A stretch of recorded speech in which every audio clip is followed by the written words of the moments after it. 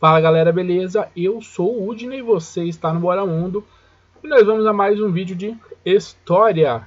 Estamos falando de história contemporânea, história global, certo?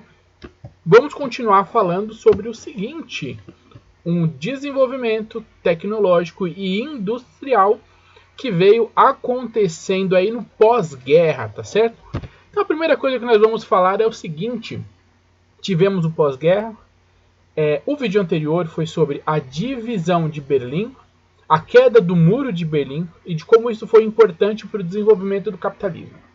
Agora nós estamos falando aí sobre os estímulos no desenvolvimento tecnológico e industrial. Aconteceram vários estímulos no desenvolvimento tecnológico, certo? E industrial no pós-guerra. Afinal de contas, as próprias indústrias bélicas, né, que vinham desenvolvendo tecnologia para a construção e desenvolvimento de armamentos, de produtos e de serviços que serviram à guerra, também acabaram aí produzindo muito do conteúdo tecnológico que vai ser aplicado em outras coisas, certo?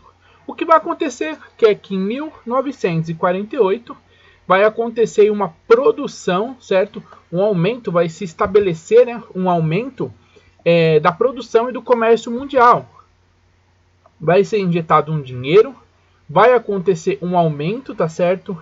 Dessas categorias do comércio e da produção, e o mundo vai começando a retomar as suas características que estavam sendo desenvolvidas no momento antes da guerra, certo? O seguinte, 1950 vai ter uma recuperação dos danos causados pelos conflitos, tá? Esses danos causados pelos conflitos vai ser estabelecido mediante a uma injeção de capital. Essa injeção de capital é muito importante. Por quê? Porque depois do pós-guerra nós temos uma destruição e uma devastação, como nós podemos ver nas imagens, de muitos locais. Muitos locais e cidades ficaram extremamente devastadas, principalmente Berlim, assim como tantas outras. E para recuperar essa parte, principalmente na parte da Berlim ocidental, foi investido um capital. E esse capital veio de um plano, que é conhecido como Plano Marshall, certo? Do qual nós vamos ouvir falar. De forma geral, este senhorzinho aqui, o Marshall, certo? É o cara aí, né? O cara que vai bolar esse plano, essa estrutura, certo? Para estar investindo aí dinheiro e com alguns objetivos peculiares que vão ser objetivos importantes para a expansão e domínio do capital. Bom, e o que é esse plano Marshall aí, né? O que ele foi? Esse plano Marshall, tão importante para o desenvolvimento de alguns países e do próprio capital, dos próprios Estados Unidos, no pós-guerra, é um plano de recuperação europeia, certo? Para recuperar ali aqueles danos causados no continente europeu, que foi onde se concentrou a guerra, certo? Então esse plano Marshall foi muito conhecido por essa injeção de capital. E ele teve objetivos muito claros, tá certo? Os objetivos, nós temos alguns dos principais aqui, que é impedir a expansão do capitalismo, já que, de antemão, o desenvolvimento americano, né, o desenvolvimento dos Estados Unidos, de uma forma industrial, econômica, social, estava avançando em um progresso muito grande. Ainda mais depois aí que parte da população, que quando cai o muro de Berlim, parte da população que estava no lado socialista de Berlim vai para o lado capitalista, isso faz com que a Berlim ocidental ela se desenvolva, então os seus projetos vão sendo desenvolvidos e tomando mais força.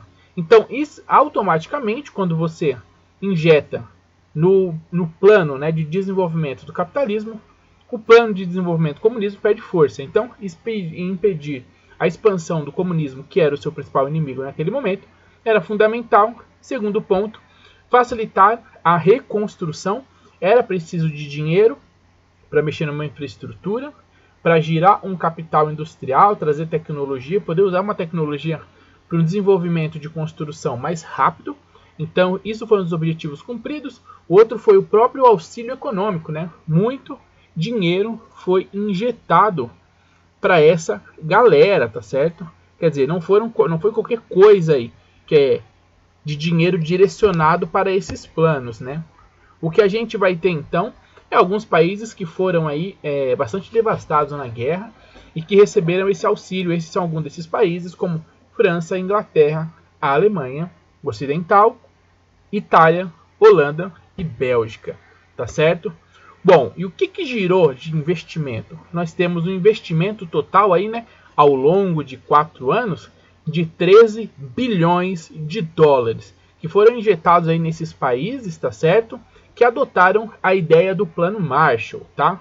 Uma coisa importante é para a gente pensar o que o Stalin e o que os Estados Unidos, no final das contas, se posicionaram de forma final e o que eles ganharam com isso, né?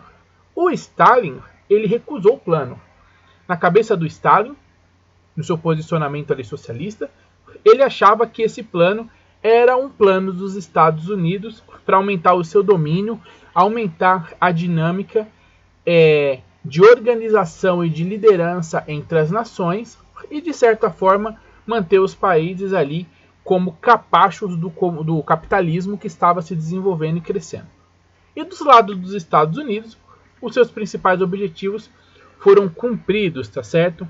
E lógico, um objetivo importantíssimo aí, né, foi o seguinte, é que os Estados Unidos, ele foi o maior beneficiado no plano, né? Porque além de espalhar suas ideias capitalistas, ele barrou o comunismo na Europa, criou países dependentes financeiramente e aumentou as exportações norte-americanas para a Europa Ocidental, certo? Eles acabaram atingindo os objetivos e os planos. E por isso que hoje os Estados Unidos, tá certo?